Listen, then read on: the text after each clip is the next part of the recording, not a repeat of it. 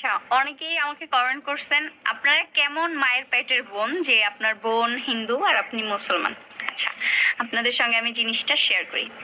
আমি আলহামদুলিল্লাহ এই যে প্রায় ৫ বছর মুসলমান হইছি। আমিও হিন্দু মায়ের ঘরেই জন্ম নিছিলাম। আমিও হিন্দু ছিলাম। কিন্তু এখন আমি মুসলমান হয়েছি এবং আমার বাবা, মা, আমার ভাই হইছে। কিন্তু আমার বোন এখনো রয়ে গেছে। আর ওর হচ্ছে থেকে যাওয়ার কারণটা যখন আমরা হিন্দু ছিলাম তখন আমার বোন বিয়ে করছিল।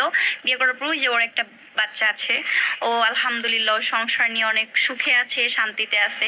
আশা করি আপনারা হচ্ছে প্রশ্ন করেছেন, প্রশ্নের উত্তরটা পাইছেন খুবই সুন্দরভাবে। আর তুমি কি অখুশি?